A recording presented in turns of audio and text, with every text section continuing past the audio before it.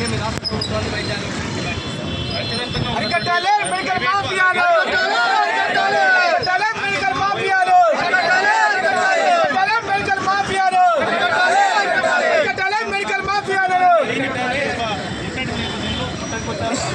ఎటువంటి విధానం అవలంబించాలి, ఇటువంటి ఘటనలు పునరావృతం కాకుండా ఉండాలంటే ఎటువంటి చర్యలు? ఇలాంటి ఘటనలు ఇంకా పునరావృతం కావద్దంటే ఈ జంట నగరాలనే కాదు తెలంగాణ రాష్ట్ర వ్యాప్తంగా కూడా ఒక విజిలెన్స్ టీమ్గా పెట్టుకొని అన్ని ప్రైవేట్ హాస్పిటళ్ల పైన తనిఖీ చేయాలని మేము ఏవైగా డిమాండ్ చేస్తూ ఉన్నాం. మొన్న అంటే గత 2 నెలల క్రితం కూడా మనం ఇబ్రహీంపట్నంలో చూస్తాం, తన క్లినిక్లో కూడా ఒక చిన్న పాప మరణించడం జరిగింది. ఆ విషయంలో డిఎంహెచ్ఓ సస్పెండ్ అయ్యారు కూడా రంగారెడ్డి జిల్లా గతంలో.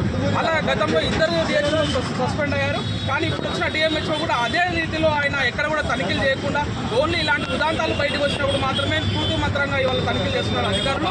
ఎక్కడికక్కడ అడిషనల్ డిఎంహెచ్ఓలు కానీ డిఎంహెచ్ఓలు కానీ అందరూ కూడా మరి బెంచ్ కింద డబ్బులు వసూలు చేసుకుంటూ ఇవాళ విచ్చలవిడిగా అనుమతులు ఇచ్చిన పరిస్థితి ఇలా ఈ జిల్లాలో కనిపిస్తుంది. అదేవిధంగా ఈ జంట నగరాల్లో కూడా కనిపిస్తుంది. ఇలా రాష్ట్ర ప్రభుత్వం ప్రజాపాలనతో ఏర్పడిన తెలంగాణ రాష్ట్ర ప్రభుత్వానికి మేము ఒకటే సూచన ఇస్తున్నాం. ఈ తెలంగాణ రాష్ట్ర వ్యాప్తంగా అన్ని ప్రైవేట్ ఆసుపత్రుల్లో కూడా తనిఖీలు ముమ్మరం చేయాలి. అదేవిధంగా ఇవాళ ఆరోగ్య భద్రత కానీ ఆరోగ్యశ్రీ కానీ ఇవి ఎక్కడ కూడా ఇంప్లిమెంట్ అయితే లేవు. పోలీస్ వాళ్ళకి సంబంధించిన ఆరోగ్య భద్రత విషయంలో కూడా మొన్న 2 నెలల క్రితమే ఒక కానిస్టేబుల్ చనిపోయిన ఘటన ఉంది. కాబట్టి ఆరోగ్య భద్రత ఆరోగ్యశ్రీని కూడా రాష్ట్ర వ్యాప్తంగా కూడా అమలు చేయాలి. ఇలాంటి ఉదాంతాలు మళ్ళీ కాకుండా ప్రైవేటు పైన ఒక నిఘా యంత్రంగా ఈ తెలంగాణ రాష్ట్ర ప్రభుత్వం డిఎంహెచ్ఓలు పనిచేయాలని అఖిల భారత యువజన సమైక్యగా డిమాండ్ చేస్తూ ఉన్నారు.